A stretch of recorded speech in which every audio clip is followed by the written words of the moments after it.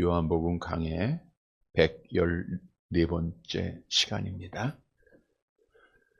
지난 주일은 2024년도를 마무리하며 2025년도를 기다리는 성도들에게 평안할지어다, 이런 제목의 말씀을 드렸습니다. 누구나 평안을 원하고 있지만 이 평안은 내가 노력해서 차지하는 것이 아니라 하나님께서 주시는 선물이다 라고 말씀을 드렸습니다. 하나님께서는 그러면 누구에게 참 평안을 주시는가? 먼저는 기도하는 자에게 평안함을 주십니다. 기도란 하나님께 맡기고 하나님의 주권을 인정하고 하나님의 인도를 받는 거죠. 우리가 한 해 동안도 여러 가지 문제들이 있지만 하나님 앞에 맡길 때 그리스도 예수의 평안함이 우리를 주관하고 다스리게 될 것을 성경은 약속합니다. 따라서 늘 기도로 깨어있는 자들이 되어줘야 합니다. 또한 하나님의 나라를 소망하면서 믿음을 지키는 자에게 참 평안이 있다라고 말씀하셨고, 그리고 예수님께서 하나님이심을 믿고 세상을 이기는 자가 평안하다라고 말씀하셨습니다. 2025년도가 시작이 되고 오늘 첫 주일을 맞이하게 되는데, 이 한 해 동안도 주신 말씀 따라 하나님께서 주시는 선물입니다. 은혜입니다. 참 평안한 한 해가 되기를 다시 한번 주님의 이름으로 간절히 바랍니다. 여러분, 우리가 새해를 시작하면서 많은 계획을 세우고 소원을 갖고 있습니다. 근데 우리가 아무리 계획을 세우고 소원을 가졌다 할지라도 그 소원과 계획을 이루시는 분은 여호와 하나님이심을 성경은 우리에게 증언하고 있죠. 우리 시편 20편 4절 말씀 함께 봅니다. 내 마음의 소원대로 허락하시고 내 모든 계획을 이루어 주시기를 원하노라. 하나님의 약속의 말씀 따라 새해 모든 기도의 제목 소원들이 이루어지게 되기를 오늘 신년감사 주일에 하나님의 전에서 예배드리는 자들에게 있게 되기를 간절히 소망합니다. 그런데 사실 새해를 출발하면서 우리가 세속적인 기준의 소원, 기준의 복을 원하는 것은 아닙니다. 하나님을 알지 못하는 자들은 이 땅에서 세속적인 목적에서 새해를 출발하고 소원하고 바라고 있습니다. 그러나 하나님의 자녀라고 하면은 믿지 않는 자들과는 다른 목적, 다른 소원으로 새해를 시작해야 합니다. 다시 말하면 세속적인 기준이 아니라 하나님의 관점에서 우리가 바른 목적을 가져야 바른 길을 갈 수 있다라고 하는 사실입니다. 그러면 하나님께서 우주천지 만물을 창조하시고 인간을 창조하신 목적이 무엇인가? 이걸 우리가 알아야 돼요. 성경을 통해서 잘 알고 있는 말씀이죠. 시편 19편 1절 함께 봅니다. 하늘이 하나님의 영광을 선포하고 궁창이 그의 손으로 하신 일을 나타내는 도다. 하늘이 하나님의 영광을 선포하고 있다. 우주 자연이 하나님을 찬양하고 하나님을 영화롭게 하고 있다는 뜻이죠. 또한 우리를 창조한 목적, 이사야서 43장 21절에 이렇게 증언하죠. 같이 봅니다. 이 백성은 내가 나를 위하여 지었나니 나를 찬송하게 하려 함이니라. 이 백성은 나를 위하여 찬송을 받으시기 위해서 창조하셨다. 뿐만 아니라 하나님께서 많은 멸망받아야 할 아담 안에서 타락한 자들 가운데서 기쁘신 뜻대로 우리를 하나님의 자녀로 선택하신 목적이 무엇인가? 에베소 1장 6절이죠. 같이 봅니다. 이는 그가 사랑하시는 자 안에서 우리에게 거저 주시는 바 그의 은혜의 영광을 찬송하려는 것이라. 찬송을 받으시기 위해서 창조하셨고 찬송을 받으시기 위해서 우리를 하나님의 자녀로 선택하셨어요. 그러니까 우리의 삶의 목적은 오직 하나님을 찬송하는 겁니다. 우주 자연도 하나님을 찬양하고 있는데 호흡이 있는 자가 하나님을 찬양하지 않는다? 이것은 하나님의 목적에 어긋나는 거예요. 물론 하나님을 알지 못하는 아담 안에서 타락하고 영적으로 죽어진 자들은 말씀드린 대로 세속적인 목적을 위해서 잘 살고 잘 먹고 편안하고 높아지고 누리고 이런 삶을 그들이 목적으로 삼고 있어요. 이러한 목적을 위하여 땀 흘리고 수고함으로 어느 정도는 누릴 수 있겠지만 결국 그들의 결과는 성경의 말씀대로 패하는 길이요, 지옥 가는 길이요, 멸망 가는 길이지 않습니까? 우리가 정말 천국을 소망하는 그리스도인이라고 하면 우리는 하나님께서 왜 우리를 택하시고 우리를 하나님의 자녀 삼아 주셨고 왜 우리를 하나님의 나라를 소망하게 하셨는가? 그 이유를 알고 바른 목적을 가지고 이 한 해를 시작해야 돼요. 그 목적은 뭐예요? 하나님께 영광 돌림. 소요름답 일문이 뭐예요? 사람의 제되는 목적은 하나님을 영화롭게 하고 영원토록 그를 즐거워하는 것이. 고린도전서 10장 31절 같이 봅니다. 그런즉 너희가 먹든지 마시든지 무엇을 하든지 다 하나님의 영광을 위하여 하라. 올 한 해는 이 말씀 따라 정말 하나님을 영화롭게 해드리는, 하나님 앞에 가까이 나가고 하나님 앞에 기쁨이 되고 날마다 하나님을 웃음 짓게 하는 사랑하는 성도들이 되시기를 간절히 바랍니다. 요한복음 17장의 말씀은 예수님께서 제자들과 유월절 만찬을 나누신 이후에 16장까지 고별 설교를 하셨어요. 그리고 자신의 죽음을 바로 앞두고 당시에는 제자들에게, 오늘날 우리 성도들에게 가장 긴, 성경에 기록된 말씀 중 가장 긴 예수님의 중보 기도의 내용입니다. 중보 기도라고 하는 것은 우리가 다른 사람을 위해서 기도하는 것을 말하고 있죠. 즉 17장은 예수님께서 우리 성도들을 위해서 기도해 주고 있다는 아름다운 내용입니다. 여러분, 정말 괴로운 인생길에서 누군가가 나를 위해서 기도해 주고 있다. 얼마나 큰 힘이 됩니까? 그것도 우리 주님이 요한복음 17장을 통해서 나를 위해서 기도해 주고 있다고 하는 것을 잊지 말고 우리가 한 해를 살아가야 합니다.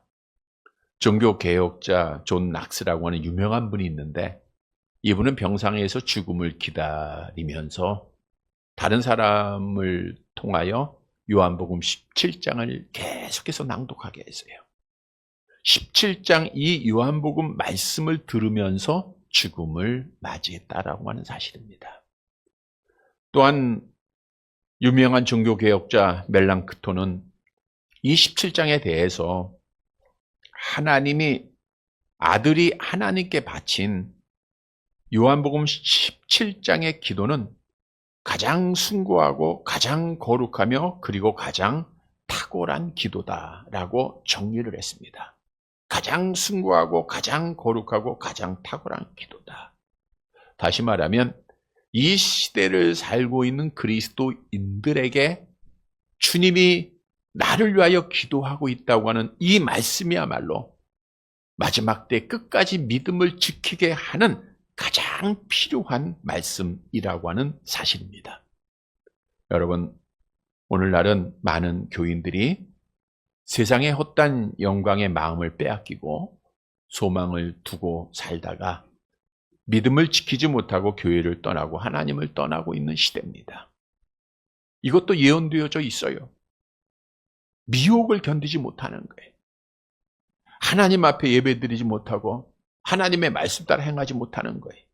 그러나 천국을 소망하는 자들은 잠시의 영광이 아니라 장래의 영원한 영광을 바라보면서 우리가 바른 목적을 가지고 살아야 된다. 앞에서 말씀드린 대로 우리의 바른 목적은 뭐예요? 하나님을 영화롭게 해드리는 거예요. 그러면 우리가 어떻게 하나님을 영화롭게 해드릴 수 있는가? 어떤 게 하나님을 영화롭게 하는 것인가? 오늘 2025년도 새해를 출발하는 우리에게 주님께서 드린 기도를 통하여서 답을 주고 있습니다. 따라서 2025년도에는 우리의 모든 삶이 오직 하나님을 영화롭게 2025년도 그래서 하나님 앞에 기쁨이 되고 하나님 앞에 영광을 돌리고 우리 하나님이 주시는 은혜 속에 살아가는 성도들이 되시기를 간절히 바랍니다. 첫째로 하나님을 영화롭게 하는 것은 당당하게 십자가를 지고 승리하는 것입니다. 본문 1절 말씀 보도록 하겠습니다. 요한복음 17장 1절 함께 봅니다. 예수께서 이 말씀을 하시고 눈을 들어 하늘을 우러러 이르시되 아버지여 때가 이르렀사오니 아들을 영화롭게 하사 아들로 아버지를 영화롭게 하게 하옵소서. 예수께서 이 말씀을 하시고 요한복음 13장에서 16장까지의 고별 설교죠. 우리 예수님이 제자들과 유월절 만찬을 나누실 때 그들의 발을 씻겨주십니다. 그리고 13장에서 세 계명을 주시잖아요. 내가 너희를 사랑한 것 같이 너희도 서로 사랑하라. 14장에서는 내가 너희를 위하여 거처를 예비하러 가노니 가서 너희를 위하여 거처를 예비하면 내가 다시 와서 너희를 내게로 영접하여 나 있는 곳에 너희도 있게 하리라.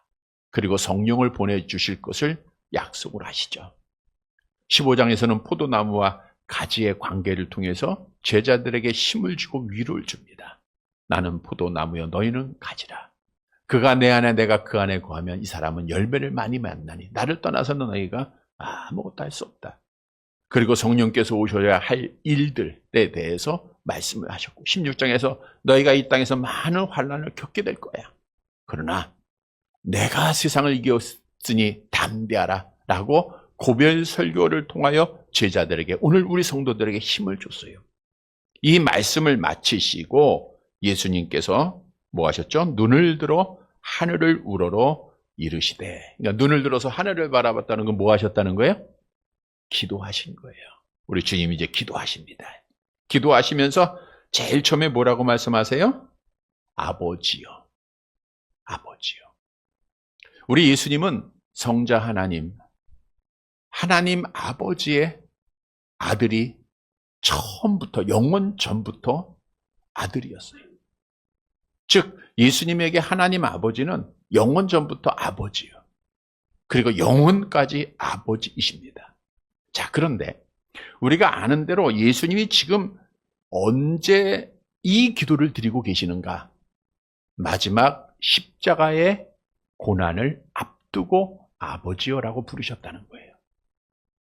십자가의 죽으심을 예수님이 알고 계시면서 그 고통, 그 고난을 기다리면서도 하나님을 향하여 변치 않는 믿음, 어제도 아버지셨고 지금도 나의 아버지시라는 거예요. 우리가 유명한 가상 7원에 보면 예수님이 십자가상에서 7마디에 말씀하시지 않았습니까? 그 가운데서 아버지여 저들의 죄를 사하여 주옵소서라고 말씀하셨다는 거예요. 이 말씀은 우리에게 귀한 교훈을 줍니다. 여러분, 하나님께서는 마귀의 자녀였던 우리들에게, 즉 예수를 믿는 자들에게 하나님의 자녀가 되는 권세를 주셨다라고 성경에서 말씀하고 있잖아요. 우리 요한복음 1장 12절 13절 말씀 볼게요. 함께 봅니다. 영접하는 자, 곧 그 이름을 믿는 자들에게는 하나님의 자녀가 되는 권세를 주셨으니 이는 혈통으로나 육정으로나 사람의 뜻으로 나지 아니하고 오직 하나님께로부터 난 자들이라. 하나님께서로부터 난 자들, 하나님이 창세전에 택하신 자들 예수 믿게 하고 그들에게 뭘 줬어요? 하나님의 자녀가 되는 권세를 줬어요. 다시 말하면 우리는 살아계신 여호와 하나님을 뭐라고 부를 수 있는 거예요? 아빠, 아버지라고 부를 수 있는 특권이 주어진 거예요. 갈라디아서 4장 6절 같이 봅니다. 너희가 아들임으로 하나님이 그 아들의 영을 우리 마음 가운데 보내사 아빠, 아버지라 부르게 하셨느니라. 따라서 하나님의 은혜로 우리는 하나님의 자녀가 되었고 하나님은 우리의 아버지가 된 거예요. 그런데 좋을 때만 아버지가 아니고 안 좋을 때도, 건강할 때만 아니고 아플 때도 내 뜻대로 될 때만이 아니고 안 될 때도 변치 말고 우리 예수님이 그 십자가의 고난 죽으심을 앞두시고 아버지여라고 불렀던 우리는 정말 죽음을 맞이하는 그 순간까지 아버지여라고 부르시는 성도들이 되어야 합니다. 끝까지 믿음을 지키는 자들이 되시길 바랍니다. 그런데 우리는 언제 하나님을 향하여 아버지라고 부르죠? 기도할 때예요. 그래서 우리는 늘 기도로 하나님이 나의 아버지 되심을 늘 우리가 생각을 하고 변치 말고 하나님 아버지, 그 아버지를 우리가 부르는 자들이 되어야 합니다. 본문으로 다시 돌아가 보면 때가 이르렀사오니, 때가 이르렀다. 무슨 때가 이르는 거예요? 예수님께서 십자가에서 죽으실 때가 이루었다라는 거예요. 이 말씀을 하시고 그 다음 날 예수님께서 십자가에 죽으시게 되죠. 그러면 십자가의 죽으심을 앞두시고 예수님이 드린 기도가 어떤 기도였는가? 오늘 본문에 보니까 1절 하반절에 아들을 용화롭게 하사 아들로 아버지를 용화롭게 하옵소서. 직역을 하면 아들이 당신을 영화롭게 하도록 당신의 아들을 영화롭게 하옵소서. 즉 예수님은 처음부터 마지막까지 하나님을 영화롭게 하기 위하여 오셨고요. 또 하나님을 영화롭게 하는 삶을 사셨고요. 하나님 아버지를 영화롭게 하기 위하여 십자가를 지셨다라고 말씀하고 있는 거예요. 그러니까 처음부터 마지막까지 누구를 위해서 사는 거예요? 하나님을 영화롭게 하기 위해서 사는 거예요. 자, 그런데 보세요. 당시에 십자가에 죽는다라는 것이 어떻게 하나님 아버지를 영화롭게 하는 일이 될 수 있습니까? 도리어 십자가에 죽었다라고 하는 것은 저주의 상징이잖아요. 그러니까 사람들로 하여금 수치와 모욕을 당하는 그 십자가의 죽으심이 아닙니까? 성경 보세요. 신명기 21장 23절 같이 봅니다. 그 시체를 나무 위에 밤새도록 두지 말고 그날에 장사하여 내 하나님 여호와께서 내게 기업으로 주시는 땅을 더럽히지 말라. 나무에 달린 자는 하나님께 저주를 받았음이니라. 예수님이 나무 십자가에 달릴 때 사람들은 어떻게 생각해요? 십자가의 죽으심을 보면서 하나님께 영광을 돌리겠습니까? 아니잖아요. 야, 저 저주받았구나. 하나님 앞에 버림받았구나. 이렇게 말하고 생각할 거 아닙니까? 그런데 예수님이 하나님, 나를 통하여 하나님을 영화롭게 하옵소서, 이 십자가를 통하여 나를 영화롭게 하옵소서라고 기도하셨다는 거예요. 그럼 뭘 의미할까요? 물론 이 십자가의 죽으심으로 택한 백성들의 죄가 속량되었다는 것, 이거 영화로운 일이죠. 더 나아가 예수님이 십자가의 죽음을 통하여 3일 만에 어떻게 하셨어요? 부활하셨고, 그리고 어떻게 해요? 하나님 나라로 승천하셨고, 지금 어떻게 하세요? 이 땅을 하나님 나라에서 다스리고 계신다, 주관하고 계신다라고 말씀하고 있죠. 자, 십자가의 죽으심은 고난이에요. 하나님 아버지 영화롭게 할 수 없어요. 그러나 부활한 모습은 하나님 아버지 영화롭게 하는 거죠. 승천하는 것, 다스리는 것, 하나님을 영화롭게 한다고 하는 것은 하나님, 내가 지금 십자가의 고난을 당하고 있지만 나를 부활시키시고 나를 승천시키시고, 그래서 많은 사람들로 하여금 하나님 아버지를 영화롭게 하옵소서라고 기도하셨다는 거예요. 여러분, 우리 주님은 지금 히브리서 1장 3절을 보세요. 내려가 봅니다. 히브리서 1장 3절 같이 봅니다. 이는 하나님의 영광의 광채시요 그 본체의 형상이시라. 그의 능력의 말씀으로 만물을 붙드시며 죄를 정결하게 하는 일을 하시고 높은 곳에 계신 지극히 크신 위에 우편에 앉으셨느니라. 지금도 우리 예수님은 하나님 보좌 우편에 앉으셔서 대제사장의 직을 감당하고 계시잖아요. 얼마나 영화로운 모습입니까? 다시 말하면 예수님은 십자가의 고난을 통하여서 십자가의 고난을 이기고 부활하고 승천하심으로 누구를 영화롭게 했어요? 하나님 아버지를 영화롭게 하셨다는 거예요. 자, 그러면 오늘 우리에게 주는 교훈이 뭡니까? 우리도 예수님처럼 하나님을 영화롭게 하는 자가 돼야 돼요. 그러하기 위해서는 우리 앞에 있는 십자가 앞에 우리가 쓰러지고 낙심하고 절망하는 것이 아니라 십자가를 이기고 승리할 때 누굴 영화롭게 하는 거예요? 하나님을 영화롭게 하는 자가 될 수 있다는 거예요. 이런 성도들이 되시기를 주님의 이름으로 축복합니다. 여러분, 십자가는 고난이요, 희생이요, 죽음이요, 십자가가 의미하는 건 너무너무 많아요. 예수님께서는 십자가를 위해서 멸시천대 다 받으셨어요. 근데 예수님이 뭐라 그래요? 너희가 나를 따라오려거든 나의 십자가를 지고 나를 따르라 그랬잖아요.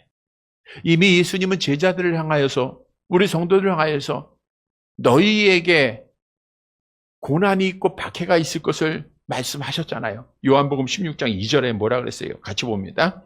사람들이 너희를 출교할 뿐 아니라 때가 이르면 무릇 너희를 죽이는 자가 생각하기를 이것이 하나님을 섬기는 일이라 하리라. 너희를 출교시키고 살지 못하게 하고 세상으로부터 버림받게 하고 소외되게 하고 그리고 죽이기까지 한다 그랬잖아요. 이게 제자들에게, 오늘 우리 성도들에게 있는 십자가예요. 우리 예수님께서도 마지막 때가 되면 얼마나 많은 고난이 있을 것을 우리에게 예언하지 않았습니까? 마태복음 24장 9절 같이 봅니다.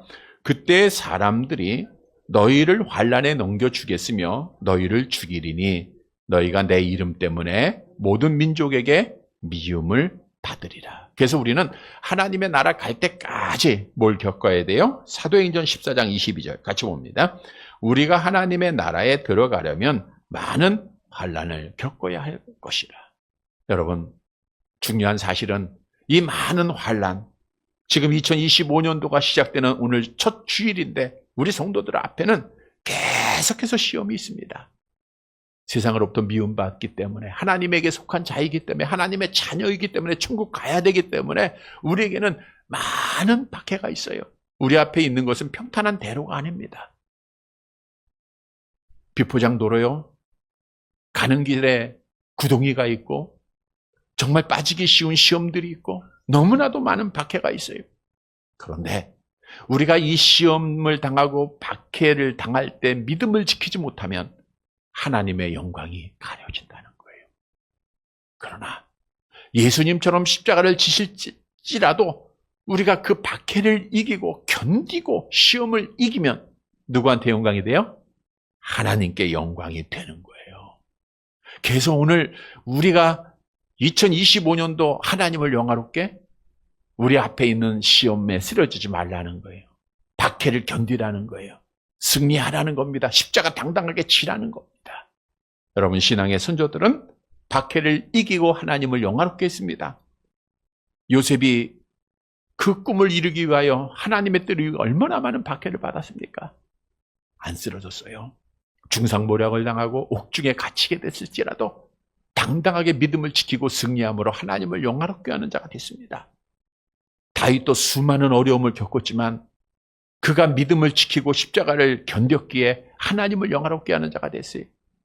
다니엘의 세 친구도 믿음을 지켰기에 하나님을 영화롭게 하고요. 다니엘도 사자굴 속에 던짐을 받았지만 그가 하나님의 보호하심을 받고 믿음을 지켰기에, 십자가를 이겼기에 하나님을 영화롭게 하는 자가 됐습니다.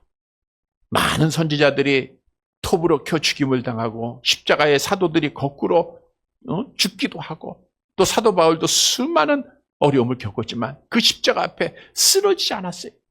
십자가를 당당하게 견뎠습니다. 당당하게 순교를 당했습니다. 그래서 누굴 영화롭게 했어요? 하나님을 영화롭게 하는 자가 됐어요. 2025년도 우리 앞에 기다리고 있는 많은 시험, 많은 어려움들, 우리는 당당하게 견디고 당당하게 이겨야 합니다. 그러면 어떻게 우리가 예수님처럼 십자가를 이기고 당당하게 십자가 지고 승리할 수 있을까? 하나님을 영화롭게 할 수 있을까요? 예수님처럼 기도해야 돼요. 우리 예수님이 십자가 앞두고 마지막 17장을 통해서 하나님 아버지, 아들을 통하여 아버지를 영화롭게 하옵소서. 우리가 십자가의 고난이 있을 때, 문제가 있을 때 하나님 앞에 기도하는 거, 하나님 이 문제를 통해서 하나님을 영화롭게 하게 하옵소서. 아픔이 있을 때 하나님 기도해요. 하나님, 내 아픔, 내 병이, 내 연약함이 하나님을 영화롭게 하게 하옵소서.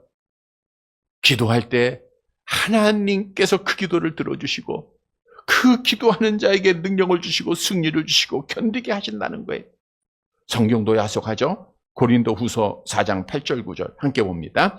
우리가 사방으로 우겨쌈을 당하여도 쌓이지 아니하며 답답한 일을 당하여도 낙심하지 아니하며 박해를 받아도 버림받지 아니하며 거꾸로 들임을 당하여도 망하지 아니하고.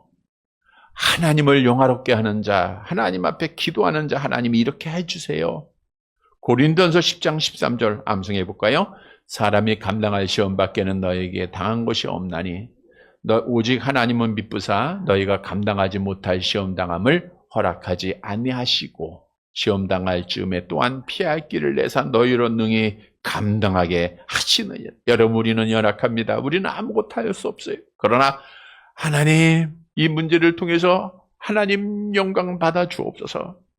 기도할 때 하나님께서 피할 길 열어주십니다. 감당하게 하신다는 거예요. 그래서 우리는 십자가 앞에 쓰러지지 말고 올 한 해 동안도 기쁨으로 이겨야 됩니다. 성경도 우리가 십자가에 승리하는 자, 박해가 있어도 아픔이 있어도 끝까지 믿음은 지키는 자에게 이런 약속을 하고 있죠. 마태복음 5장 11절 12절 같이 봅니다.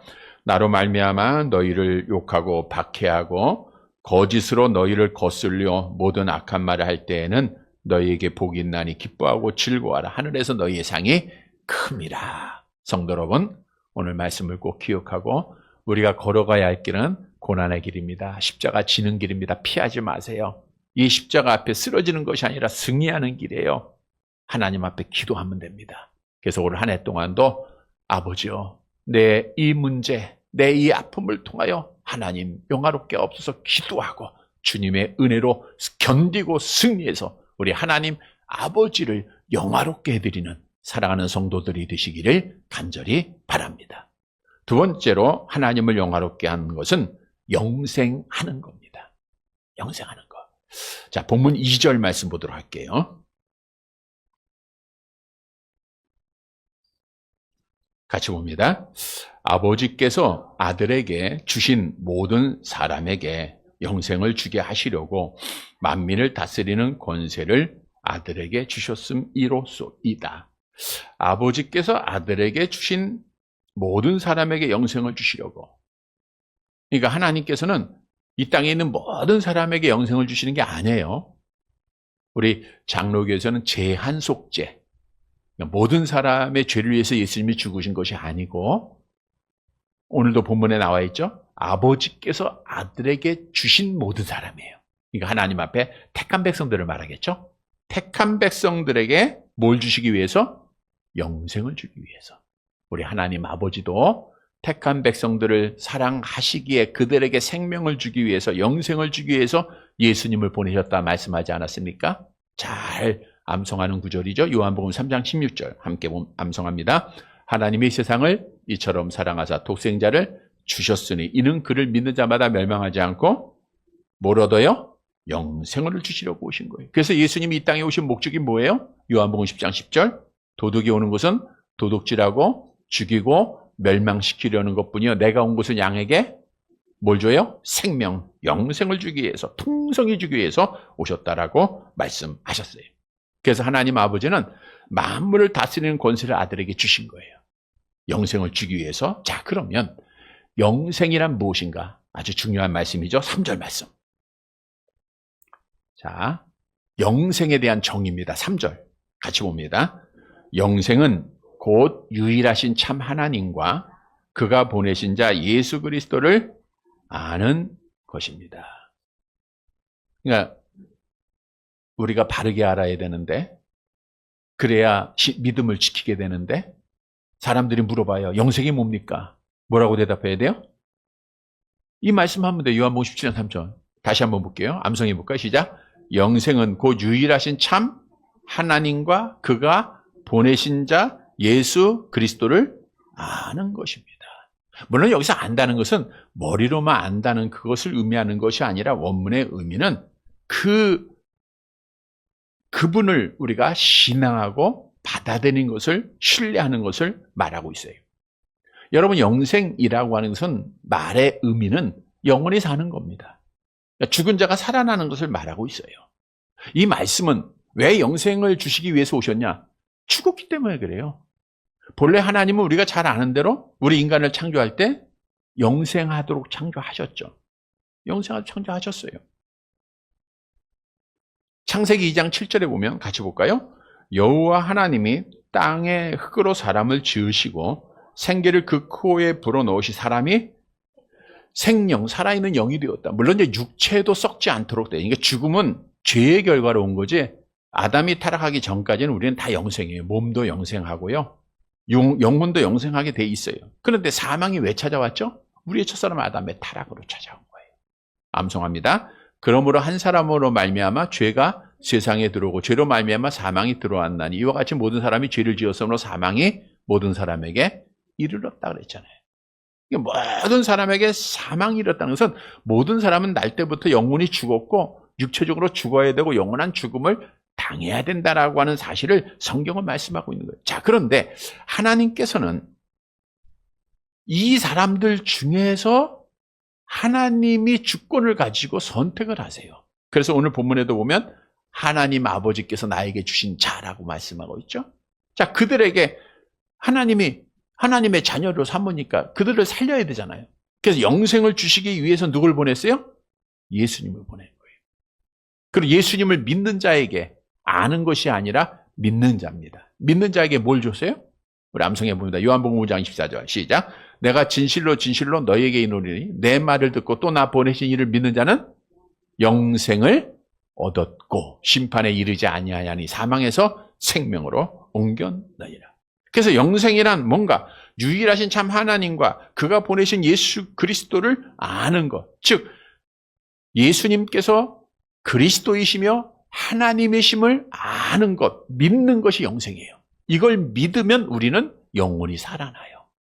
그래서 죽었던 너희를 하나님이 살리셨다라고 말씀하고 있잖아요. 우리 영혼이 살아나고 있는 우리 영혼. 자, 그런데 여기서 중요한 것은 믿는다라고 하는 것은 현재형이라는 거예요. 과거에 믿는 게 중요한 게 아니라 지금 믿고 있어야 돼요. 영생했다는 것도 과거의 영생에 그친 것이 아니라 지금 영생하고 있어야 된다는 거예요. 지금 영생하고 있다는 것은 하나님 아버지와 가까워지는 친밀한 교제가 있어야 된다는 것을 말하고 있어요. 다시 말하면 우리 예수님은 항상 영생한 자로 하나님 아버지와 늘 친밀한 교제를 나눔으로 하나님 아버지를 영화롭게 했어요. 따라서 오늘 본문이 우리에게 주는 교훈은 우리가 하나님의 은혜로 예수를 믿고 영생을 얻었으면 어떻게 하나님을 영화롭게 할 수 있는가? 영생을 계속해서 얻었음을 증언해야 돼요. 그게 뭐냐? 하나님과 늘 영적으로 가까운 삶을 살아야 돼요. 그래야 하나님을 영화롭게 하는 겁니다. 우리가 하나님 만나지도 않고 하나님의 뜻대로 행하지도 않고 하나님을 멀리 떠나면 하나님을 영화롭게 하는 게 아니에요. 자, 그러면 우리가 친밀한 하나님과 교제를 할 때 하나님이 좋아하세요. 그 가운데 가장 중요한 게 뭐냐? 그게 바로 예배입니다. 여러분 보세요. 오늘 비록 눈은 많이 왔지만 여러분들이 주의 전에 이렇게 찾아왔을 때 누가 좋아하세요? 예, 목사도 좋아하겠지만 결국은 하나님이 좋아하시잖아요. 하나님 좋아라고 나온 거 아니에요, 여러분? 하나님 앞에 기쁨이 되기 위해서 나온 거 아니에요? 그러니까 간단해요. 우리가 이 예배를 통해서 예배에는 모든 게 다 포함돼요. 영적으로 우리가 하나님 만나면 하나님이 좋아하신다는 거예요. 그래서 그것이 영생 얻은 자가 하나님과 친밀한 교제를 나누는 유일한 방법이 예배입니다. 그래서 올 한 해 정말 하나님을 영화롭게 2025 오늘 설교 제목인데 그렇게 하기 위해서 뭐 하면 돼요? 예배 잘 드리면 돼요. 예배만 나오면요 하나님이 좋아하세요. 근데 물론 그 예배는 참 예배가 돼야 됩니다. 거짓된 예배, 형식적인 예배 하나님이 다 물리치잖아요. 안 받으시잖아요. 그럼 참 예배는 뭔가? 참 예배는 하나님의 성전에서 드려지는 예배라 그랬어요. 예수님께서 사마리아 우물가에서 한 여인과 대화를 나눴던 내용을 기억해 보세요. 그때 예수님이 그랬잖아요. 사마리아 사람들은 당시에 그리심산, 축복의 상징이었죠. 거기서 예배를 드렸고, 유대인들은 어디서 예배 드렸어요? 예루살렘에서 예배를. 근데 이제는 기독교는 그게 아니에요. 그리심산도 아니고 예루살렘 성전도 아니고 예수님이 핏값으로 세워진 성전에서 예배할 것을 말씀하고 있는데, 사도행전 2장 28절 함께 봅니다. 하나님이 자기 피로 사신 교회를 보살피게 하셨는, 자기 피로 사신 교회. 하나님 자신이신 예수님이 자기 피를 흘리시고 세우신 이 땅의 교회. 여러분, 교회를 왜 세우셨는가? 사도행전 2장에 보면 하나님 앞에 예배드리고 교육하고 친교하고 또한 전도하는 사명이 있지만 그 중에 가장 중요한 것이 예배 드리는 겁니다. 그래서 말씀을 드린 대로 무교회주의자들은 비성경적이에요.